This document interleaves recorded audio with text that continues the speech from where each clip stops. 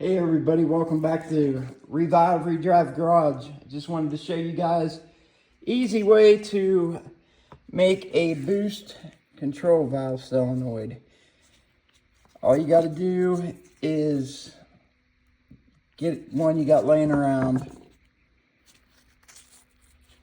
I'll get you guys in there. Get a Dremel, or my Dremel was broke, so I just used a old hacksaw blade and cut these on this connector.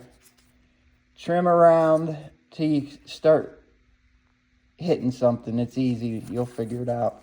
If you're watching this, I'm sure you know how to do this. It even tells you, get in here, what side's positive and what side's negative. Just leave that on till you get your new one. But anyway, you can get a upgraded one of these that certain companies are selling for 150 bucks for $17.90 on eBay, and I guarantee it's the same thing. You don't have to do this, but it would be nice to have your pigtail look factory. And I don't know if it'll work on a first gen, but I'm positive it'll work on a second gen. Just, you know, I don't have any responsibility for anybody messing their car up, but I'm a tinker, so I've got a bunch of these laying around, so I cut that off and I ran across that. I'll put the link in the description, that solenoid valve on eBay, and I got to looking at it and I'm like, this is the same one such and such sells for 139 bucks. Guys are screwing our eyes out.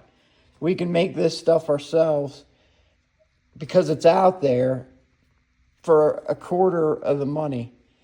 And I found out my problem on the Cruze. I scraped some of this off, but look at this. That thing was plugged solid. So everybody telling you these cars that it's range, you got bad range, or some other, just put a catch can on it now. To do it right, you've got to take your valve cover off and change this valve. It's not that hard. Getting those out is a royal pain. My advice is get the right tool. There's one on Amazon for 44 bucks. It's just a hammer tool, but it screws right onto these tops of the injector connectors off the rail. I tell you guys, I pounded on this thing so much on sides, I don't trust it, and I'm getting a new one.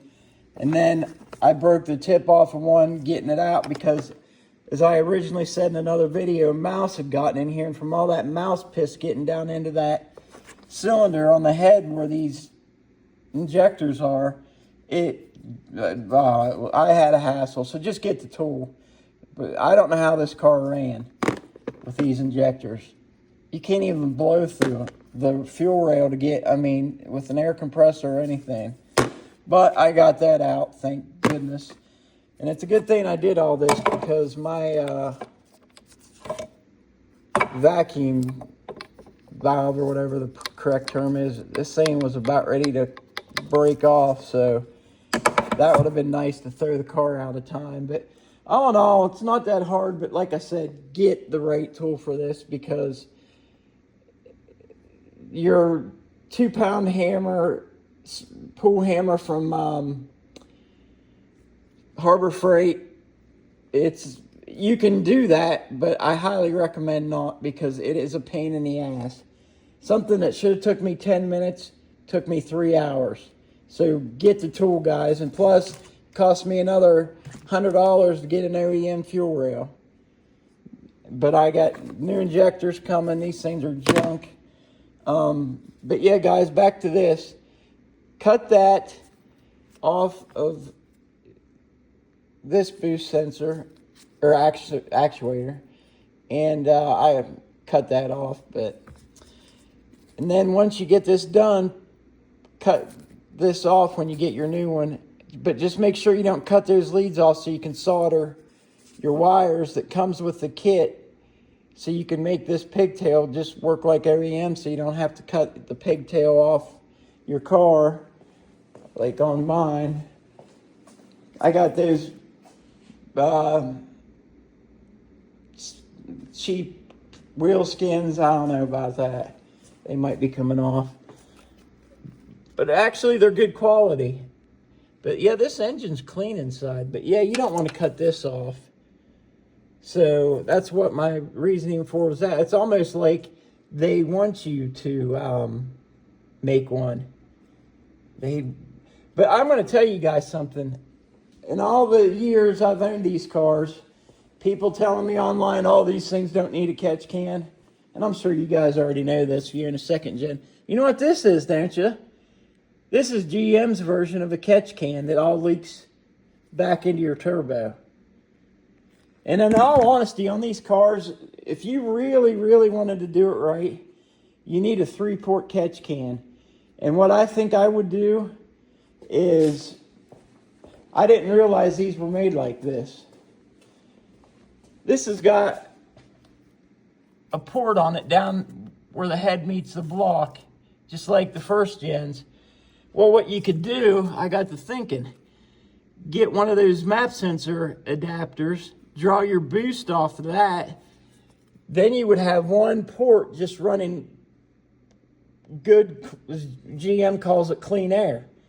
You wouldn't get any contaminants in your engine at all. None. I might work up a 3-port catch can and show you. I just got to go through my mind and think how, like I said, I know I could draw boost from my map sensor, and I know I can get an adapter to do that, but I just got to think it all out in my head. And I'm coming along with my charge pipes. Here's my little workbench over here. I got one done. I'm making up 2 or 3 different kinds, guys. I'm making up one with the stock charge pipe on the driver's side, so guys can just get the couplers and put them on, spend $12. But this is the passenger side. What I did is, I might as well show you guys why I got this video going. If I can find the OEM one. Hose, yeah. What I did was I took a 90 angled one and I put this inside of this. Then I just marked the pipe. I cut it. Oh, get a good look at that so you guys can see. I cut this right there, and I cut this one at about, get a good look at that so you can do your own there. But that's the passenger side. And like I said, all you need to get is a 90 like this. And you put that pipe in there, or the OEM hose, and make your marks, and you're good to go. Get your couplers. And I made another one too. Here's another. This one's a little, I didn't like how it was short. It fits, but I didn't like it.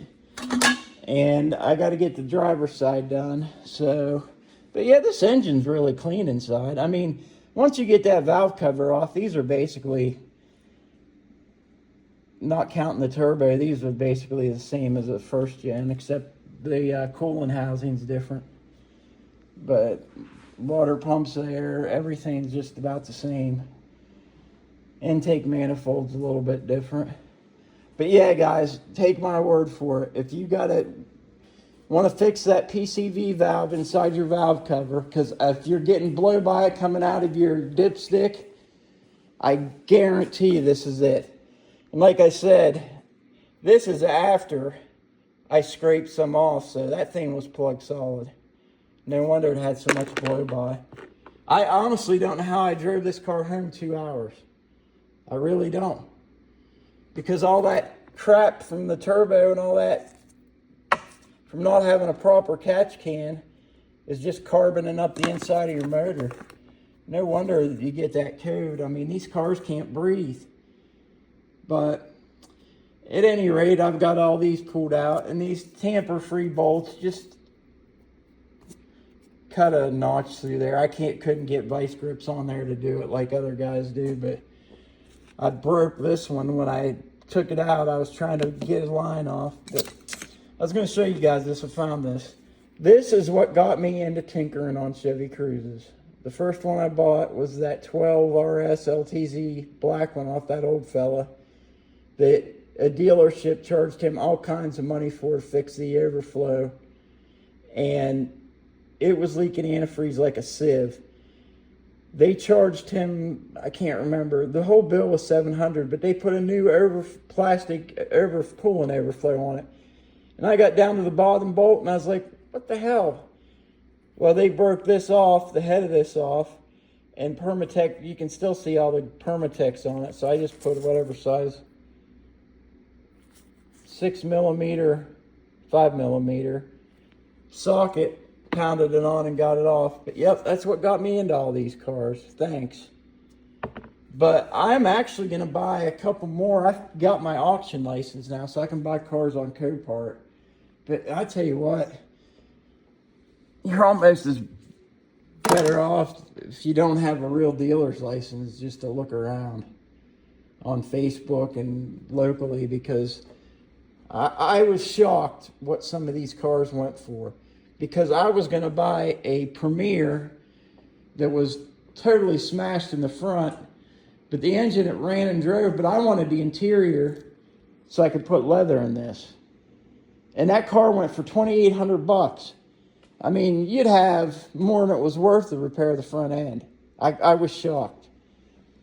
And by the time you pay shipping and fees, but there's a car online I really want. Chris Solomon, I don't know if you guys ever visited his channel, but I like his channel. That dude does things how I do. See, I even do the list, but I don't have a whiteboard. I just do it on my wall. I thought that was cool when I seen he did that.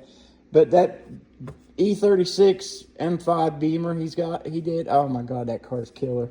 I'm so tempted to buy it off of him, but I can't drop 30 grand on a car. But I'm selling the Maverick and getting rid of a $450 a month car payment and buying stuff I can fix up and tinker with, because I figure for what I pay a month of that and insurance, that's a car each month I could buy to redo for my channel. Not that my channel's getting big, but I got my bumper painted. Those wheel covers would look, I've got overlays coming for the center caps. If I would have, I don't know what you can put for the edge of the bead. I mean, I don't want to paint them black, but if that was black around the wheel, that would look really good. I think I'm just going to bite the bullet and buy a set of red line rims, because these wheels look so small on these cars. But anyway, guys, that's it for now. But remember, on these, I'm going to put a link. Get your Dremel or whatever you got. I used a old hacksaw blade because I go through Dremels like most people go through screwdrivers. But get that, cut it until you start hearing it. I would honestly not use a Dremel, maybe to get started. And then once you get your part, just pull this off. You got your connectors right there. If you can solder those on. If you can't solder, get some of these.